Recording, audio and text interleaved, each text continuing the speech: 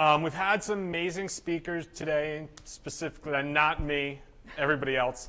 But I would love to introduce you to Abigail. Abigail is a friend and the founder of Racia. She has this right here, PhD in anthropology, which is right alongside that tech route, you know? Yeah. Everybody says anthropology, technology It's like together. Right there. Yeah, and she has an amazing perspective on what it means to be an entrepreneur, what it means to be a female founder, and I'm a girl. Yeah, it's just a perspective I've never had in my life. So I think that she's going to really help provide a great window into what it takes to succeed in New York as a startup, and really that transition from idea through to concept. And so I do not ruin her entire speech, I will sit down and turn my mic off. Thank you very much. Oh, and at some point, I might ask you, Carl, to grab my blue briefcase of doom that's back there. So hey, I'm Abigail Edgecliffe Johnson. I'm the founder of Racia. We call ourselves a vehicle for STEM, and we are building the next generation of creative thinkers. And what that means is that we use remote control cars to teach science and engineering, which is awesome. I'm going to take you through a little bit about kind of where the idea came from, how it's progressed over time, where we are now. But I wanted to start with a text from a writer who has kind of witnessed this journey and has been a really close part of it and has a really interesting perspective on the entrepreneurial journey. So would you hit me? How to build a business. Toys. This is my 9-year-old daughter, Amelia, who has watched this whole process. Now, go ahead. 1, hear an idea. 2, think. 3, research, which apparently is really boring. And then, you did. So, yawn, yawn, bored, yawn, bored. Go ahead. 4, share your idea. This is actually very much what he was talking about, right? I like this. Good, bad, so-so. Make a prototype. This is my favorite part of this thing. The first is the worst. Revise. She's not actually wrong. Find a partner. Make and share your best prototype. Go ahead. Start production. Become world famous. And that's it. That's all you have to do, and you're done. So, any questions? No. So, one of the nice things about building a business while you also have small children is that they keep you honest, and they don't hide any of their criticisms of you. But it also means that I built a business that was based around my kids. So I have 2 kids. They're now 10 and 8. And years ago, my mom friends and I were having breakfast after dropping our kids off at school, and we were talking about American Girl doll. I don't know if you are familiar with American Girl doll, but it is not just a toy. It is a juggernaut. It is a customizable doll that you can dress up to look exactly like you. So you get the same hair and the same eyes, and you wear the same clothes, and then it kills you and stuffs you in a closet and lives your life for you. It's very creepy. But it also has a retail, right? There's a retail palace, the American Girl place, where you go and you bring your doll and you share with your friends, and it's this whole inhabitable universe. And quick question, how much money do you think American Girl doll makes in a year? Throw a number. 20 million? What do you got? Anything else? 80 million. $600 million a year. Yeah. So we said, why is there no male equivalent of American Girl doll? And I went home and I thought, I know exactly what it would be, and there's no way on earth I would make it just for boys because I am a raging angry feminist and that was not going to happen. So I sat down and I thought, okay, here's what we'll do. We'll have a retail space where kids can build, race, and hack radio control cars. So it's a customizable object, it's got a social element, it's got this way of bringing people together into a store, it's got this shareability and customization and way of bringing it kind of out into the world.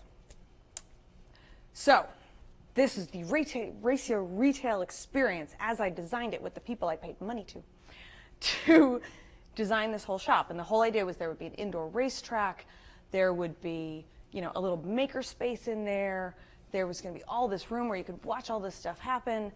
And I had done all this research on what it was going to take to build the cars and build the store and everything. So I started researching retail.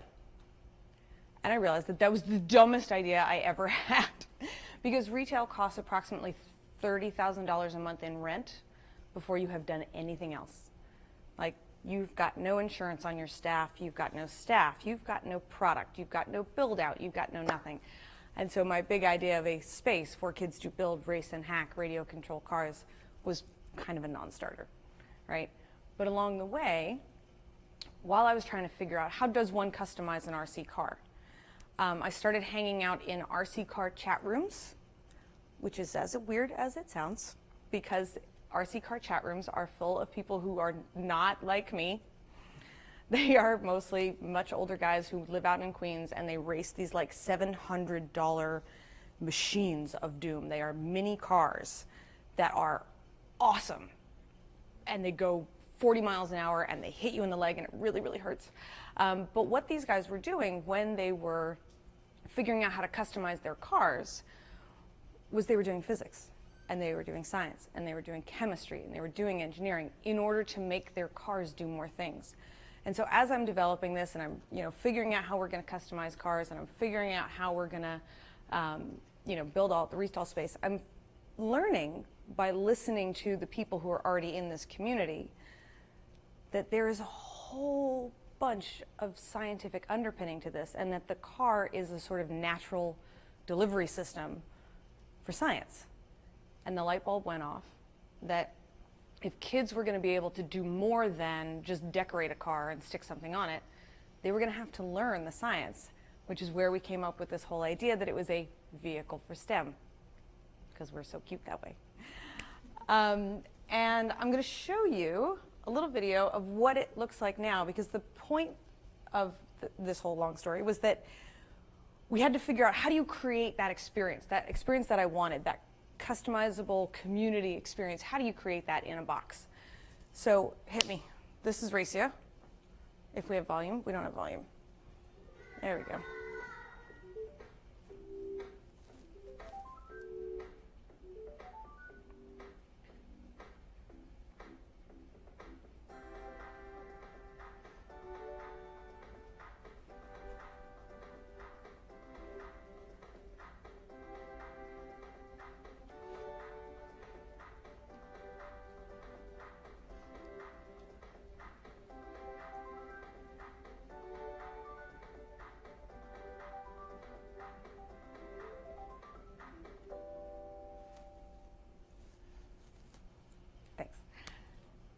Perfect.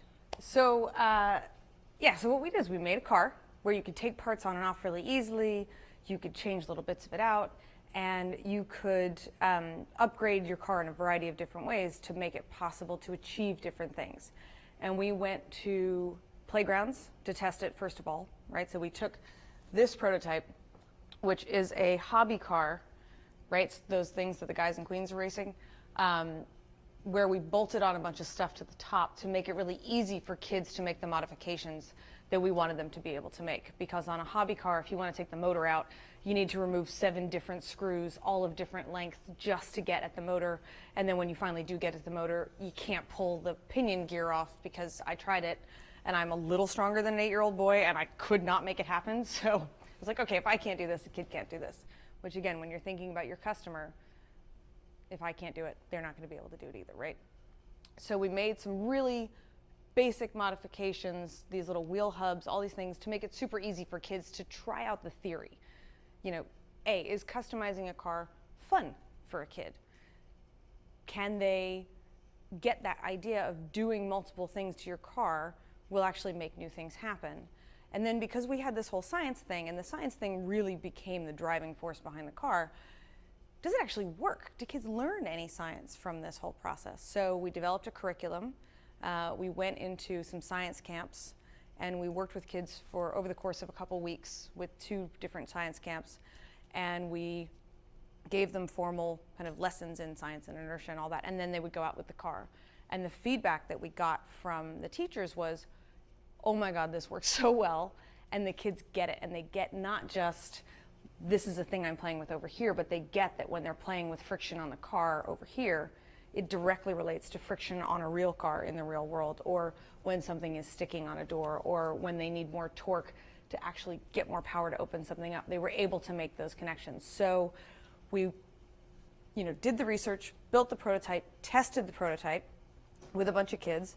We also, when we took it to playgrounds are like Lord of the Flies level painful, because if you take a toy to a playground in New York City, you had better be prepared to share it, right? So you take it and it's just, you walk away. And they will do all of the things with it, including take your very expensive prototype off the top of the slide and drive it right off the side so it slams down at 10 feet. And they go, oh, but it broke. You're like, duh, of course it did. But it makes you think that's what kids are going to do when they get this car. So the car needs to be robust.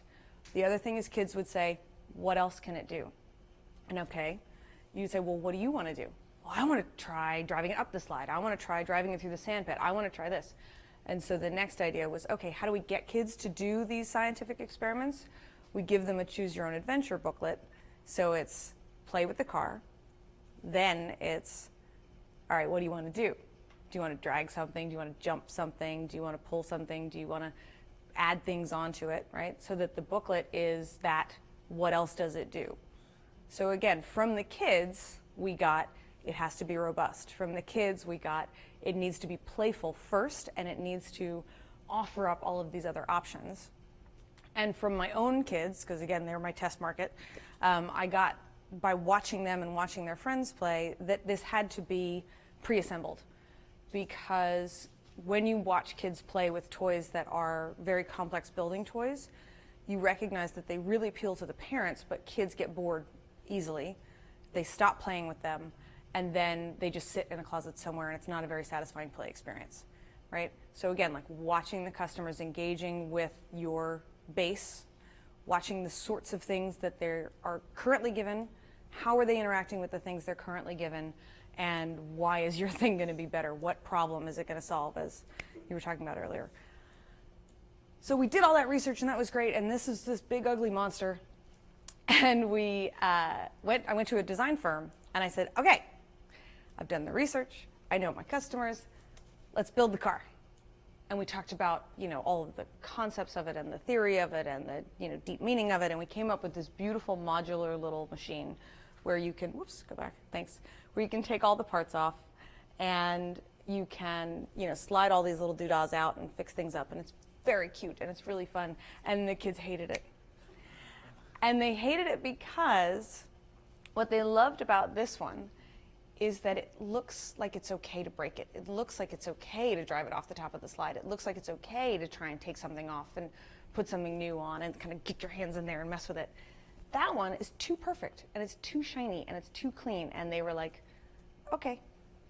And there wasn't anywhere you could take that, right? So a whole part of this was this customization idea, right? Make it your own. They couldn't make that their own. It was too done. So they didn't get it, and they didn't like it. And so we had to go back to the drawing board. And if you would hand me the Suitcase of Doom, I'll show you the new one, which is still a prototype. Thank you so much. And I carry this around so I can look like an assassin in New York, but a very stylish one.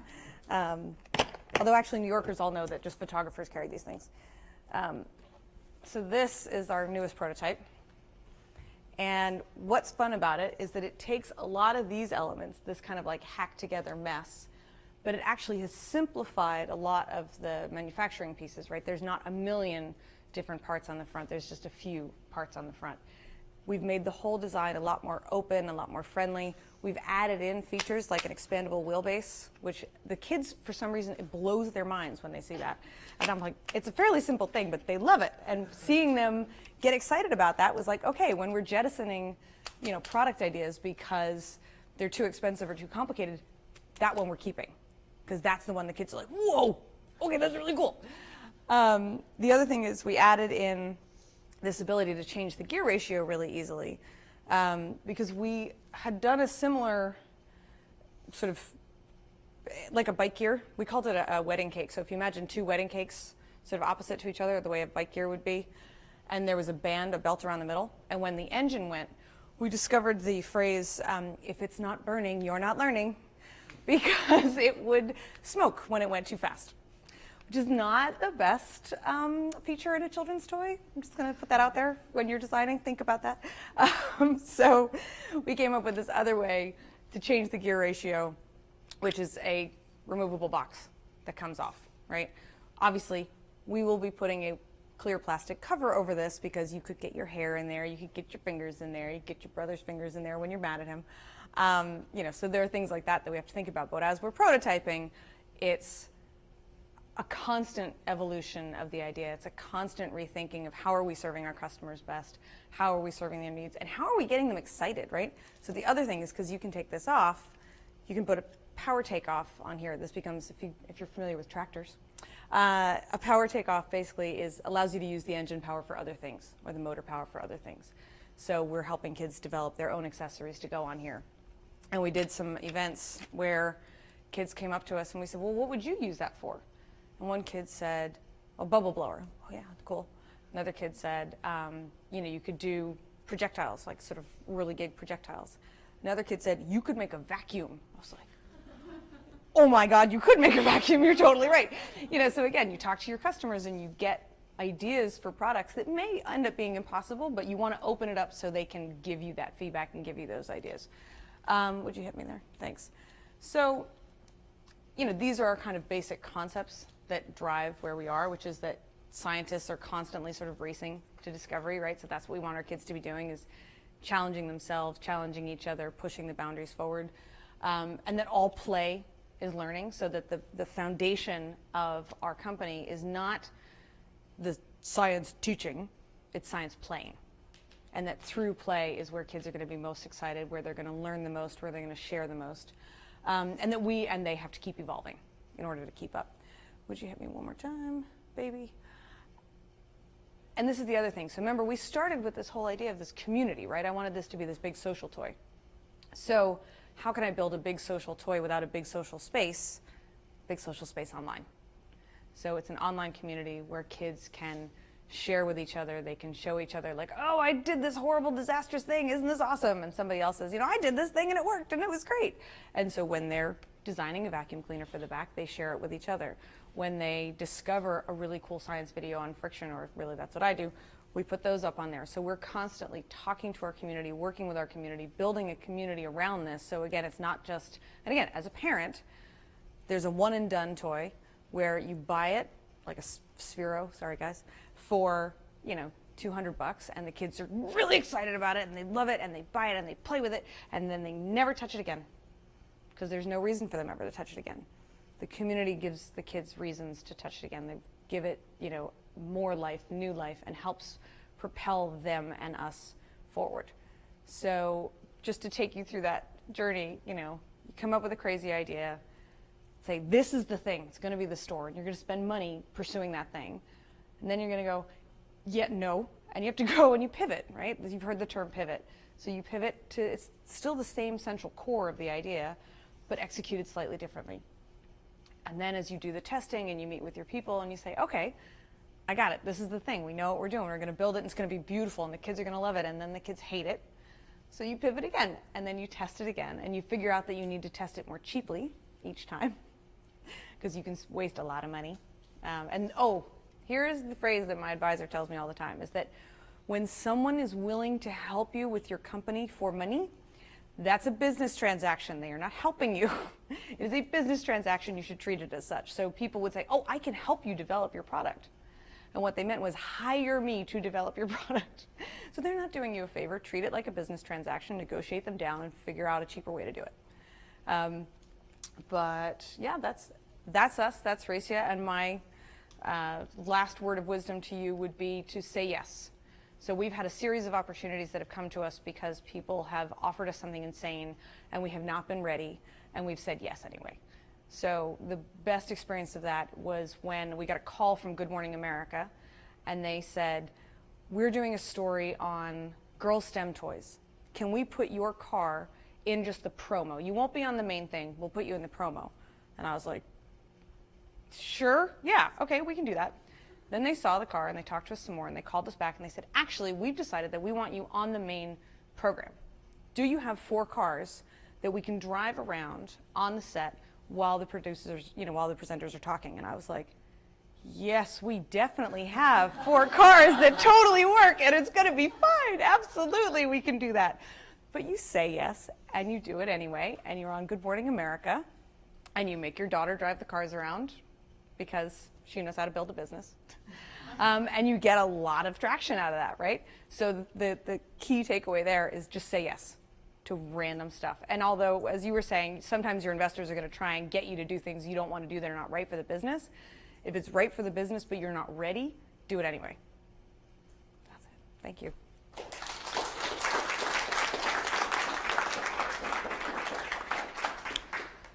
What do you got? Well, first, I really appreciate you taking us all the way through. I felt like I was watching a movie. The drama, the tension, it's great. You missed the parts where I cried. Yeah. No, but just really seeing the way that you had to transition pretty dramatically throughout to make it work was really exciting and interesting. I'm just curious about the actual product. Like, is this a toy that you are imagining is sold at the store? Everywhere. Okay. Or is it like a teaching tool that schools have, or all of these things? So originally it was always an at-home toy. And I had a kind of vague notion in the background that there would be kind of an educational component because we had built this curriculum anyway. I had spoken to a couple of people who were interested. We just went to a couple of fairs. We did World's Fair and then we did Maker Fair. And at both of those fairs, there were so many teachers that came to us and said, please, please, please, please, please, can we use this in our classroom? And please, please, please, please, please, can we develop this with you? That we're actually going to add in an open source curriculum component. So we've got that online community, which is about kids sharing their experiences. So we're just going to make the same community for teachers so that they can help build that community together. So we're actually doing a teacher hack day where they can help us develop new ideas. Because again, teachers came up to me and they said, oh, I could teach this and this and this and this. And I was like, yeah, okay, I did not think of that, but yes, you could. So again, coming from interfacing with the customers, we are going to do that. And it's where we launch will be a function of how quickly we can go into production for one versus the other. So the teacher production toy will not need to be as mass market as the sales toy because we can do, 10 schools initially, and we can do that. I don't know how many of you know anything about hardware and manufacturing, but there's soft tooling. So there's 3D printing, and then there's soft tooling, and then there's hard tooling. Soft tooling is like a silicon mold, which produces poured ABS plastic, which is the nice hard stuff you're used to playing with. But an aluminum mold or a steel mold is like literally gouged out of metal, and then they pour the plastic in. Those molds cost a lot of money. Silicone molds cost very little money. So you would do a soft tool first because if you're going to make changes. So anyway, the whole point of that is to say that we would, for the production cars for teachers, we can do smaller runs to test things out, see what the best fits are, and then move into mass tooling, which costs $40,000, $50,000 a tool. It's like another prototyping. Precisely. Yeah, it's like low level. It's like short run production, late run prototyping. Yeah. Yeah. How much have you spent on this project, and have you gotten your return back on this project, and how long has it took for you to get that? Sure. Spent monetarily versus emotionally is two different things. It's that's something that nobody really talks about is the cost. So there are hidden costs too, right? I've got 2 kids, so the cost of having somebody care for my children while I do this and don't earn any money, right? You got to figure in the cost of childcare or the cost of you're going to be doing it once they're in bed, which slows things down. Financially, sort of hard numbers wise, we've spent a little over $100,000 getting to this point, and that's been over 3 years. And it started with the costs have been in prototyping. They have been in not really in marketing, but in a little bit of web development, very little. You try and do that as lean as possible because if you are not a technical founder, if you are not the one actually doing the coding, when you finally do bring on a technical founder, they're going to throw out everything that all of your consultants have done because they're going to hate it because they just do. So you don't want to spend a lot of money building some perfect, amazing custom thing that somebody's just going to go, oh no, that's wrong. So a little bit of money on that. So a lot of money has gone on graphic design actually, not as much as the prototyping, but the graphic design has been a big part of it. We've evolved the logo over time. My partner wants to evolve it again. because apparently he doesn't like rainbows. Fine. I don't care. So I'm like, fine, if you want to do it, knock yourself out. But don't spend any money on it. But yeah, the bulk of our money has gone to prototyping itself and physically buying, 27 servos and 32 motors and those kind of hard costs. Yeah, and that's kind of where it is. And that totally off topic, but a friend of mine challenged me the other day because I was saying that one of the things that you're doing in a startup is you're basically trying to convince people to work for you for nothing. And that I feel like it creates this system where there are certain people who have the financial resources to work for nothing, which means that they can take a lot of risks on a lot of startups, and if one hits, they do great, which perpetuates this wealth gap, right? Where you've got a couple people who already had a nice safety net who can then afford to take these big jumps, and then that safety net becomes bigger, right? And I said, well, as a startup, I don't have money to pay people. And she said, that's bullshit. You do pay people. You're not hiring them, but you're paying people. So as part of my kind of entrepreneurial journey, it has been to be more thoughtful about the people that I work with, to make sure that I'm not consistently, I am surrounded by a lot of straight white guys in my network. And so when I say I need something, I get a lot of recommendations of straight white guys in my network. So I have to make the conscious choice to say, you know what, I have to go outside my network, even for things like graphic design and web design and where I buy my prototypes, because you are going to spend money on your startup, even though you think, well, I'm not hiring anybody, I'm not spending any money. So just this is my preaching to the choir. When you go out and you're spending money, be thoughtful about where you're spending it, because it matters. Those dollars are going to matter. And that's something that I've had to learn as well, because I was unconsciously doing it. I was unconsciously always just taking the first people that came in, because you're so excited that someone wants to work with you. But again, it's a business transaction. They're working with you for money. Be thoughtful about where your money goes. Have you ever considered bartering with different professionals? Bartering? Yeah. Yep. I, in my spare time, build robotic cakes. So the guy that does my financial models is getting a very fabulous cake for his girlfriend. She rappels down the sides of buildings for a living, so we're building a cake that allows her to rappel down the side of a cake, as you do. So yes, we do that. And because I'm an anthropologist and what I'm really good at is understanding customer experience, I trade customer experience consulting for, yeah. Sometimes you can find people to do that with, and sometimes you can't. So I think right now, technology is growing so rapidly. So a lot of the kids that I know, they'd rather play Lego on an iPad instead of getting the actual physical toy. Mm-hmm. So do you think that might be a challenge? Kids are evolving very quickly, that is true, but I also think parents are having a really strong backlash against all screens all the time. And so in the community that I am in terms of all the parents that we're around, there's a real need for physical play toys in addition to the tech toys. So I think you have to understand that the tech toys will always exist and be part of it, but that a kid is not, many parents don't want their kids just sitting in front of a screen all day, even if that's what they'd rather do. As parents, they still have the power to turn it off and take it away and say, no, you're going to play with this. And I think you can also look at the market trends, right, in terms of the enduring power of Lego. The toys that have the growing market share are craft toys and STEM toys. So the real active play, physical, get in there and mess with things. So yes, tech toys are a problem, but there's also the market trends that show you that it's not going away. Toys aren't going away. It's an $86 billion business worldwide.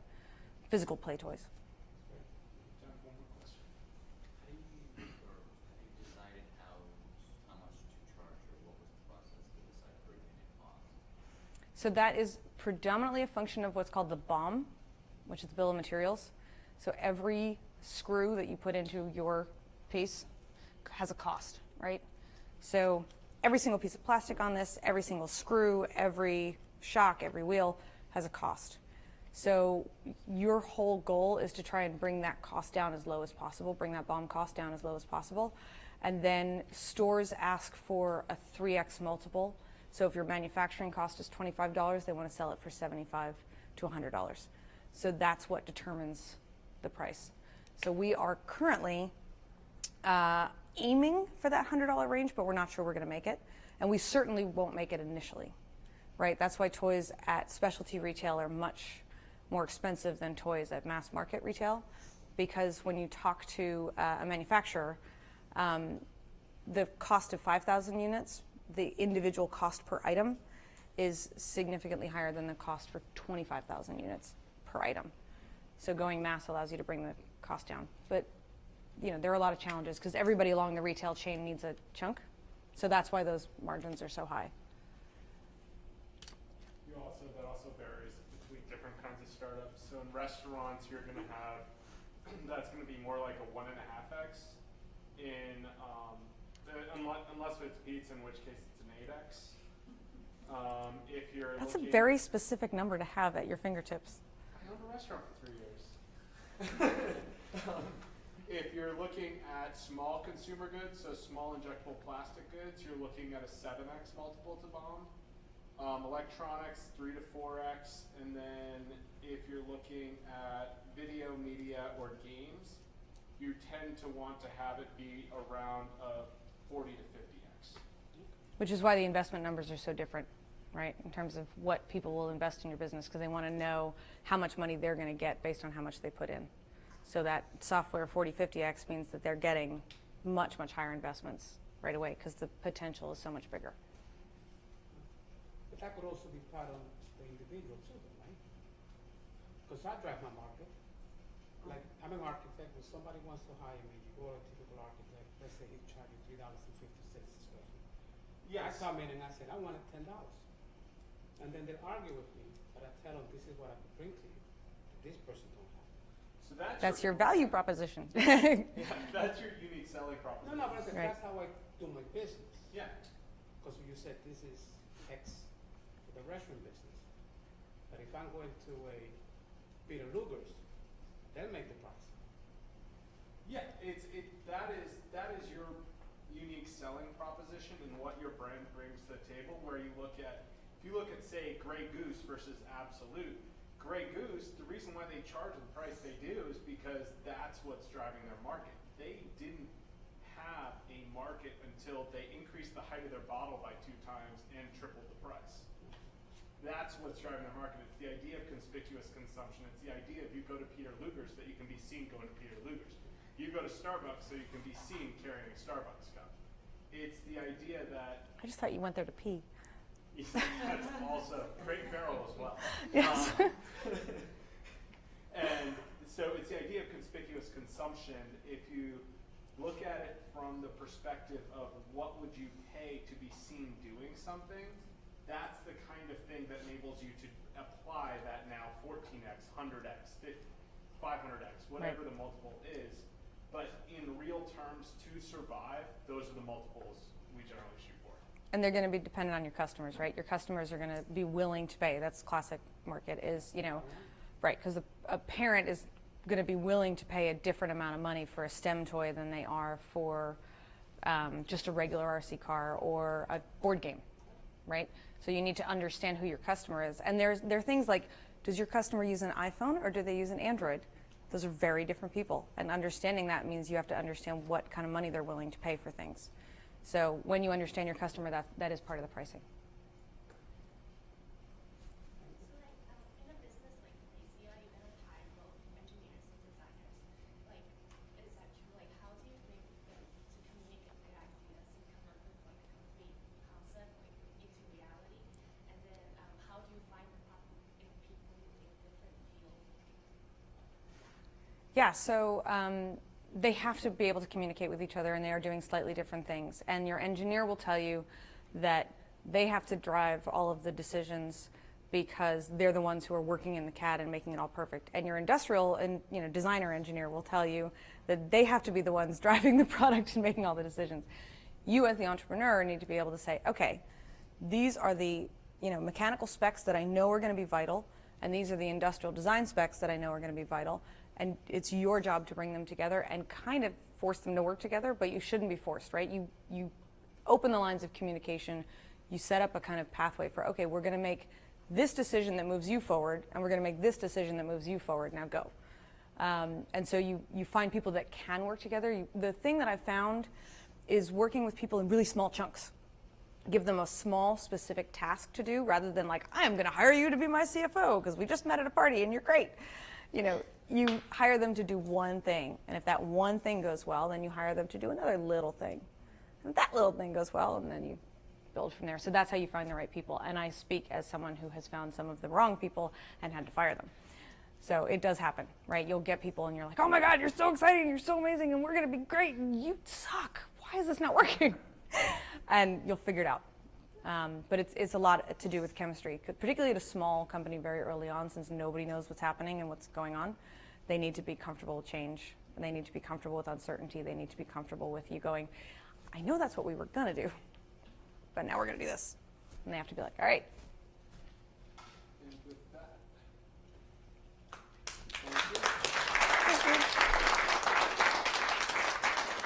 Thanks, guys.